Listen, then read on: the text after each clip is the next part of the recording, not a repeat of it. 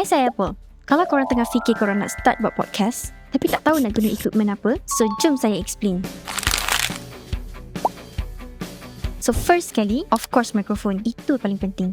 Dalam podcast, orang mungkin boleh tolerate kalau video korang tu biasa je. Tapi kalau audio korang tak clear, lagi susah orang nak stay. So untuk beginner, saya suggestkan korang guna mic jenis USB sebab dia senang je nak guna. Korang just plug dekat laptop, dah boleh record. Contohnya macam mic Rode NT-USB mini. Walaupun dia kecil and simple, tapi sound dia memang best. Kalau korang nak upgrade, korang boleh try guna dynamic mic. Contohnya macam Rode PodMic. Sound akan jadi lagi warm and dia kurang capture bunyi background.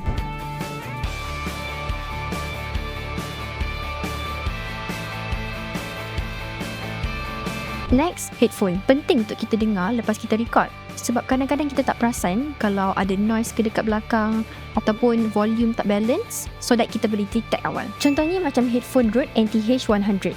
Sound quality dia sangat clear and dia buat kita rasa selesa even though kita pakai dalam jangka masa yang lama. Kalau korang nak yang advance sikit, korang boleh consider guna mixer. So macam yang saya pakai sekarang ni, Rodecaster Pro 2 ada 4 channel dan dia multi-mic support dan dia sangat convenient. Also dia ada sound pad untuk kita guna sound effects. Apa yang paling best dengan mixer ni, dia boleh record terus guna SD card. So kalau korang tak ada laptop, korang boleh je terus guna.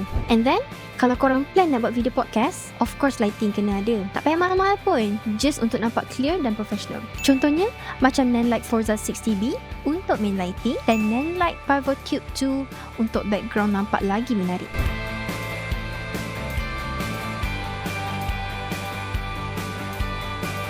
Kalau nak lagi advance, broadcaster video pun boleh tolong kita untuk auto switch camera dan jimat masa untuk edit. Last kali editing, recording je tak cukup. Korang kena edit sound bagi lagi clean dan sedap dengar. Tapi kalau korang baru nak start, korang boleh try guna Audacity. Free and easy.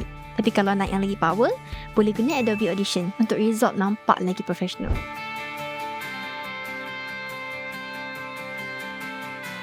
Tak payah beli semua terus, start simple je dulu. Lepas tu baru kita upgrade sikit-sikit and fokus dekat content. So itu je basic equipment untuk kita mula buat podcast. Siap, set, go!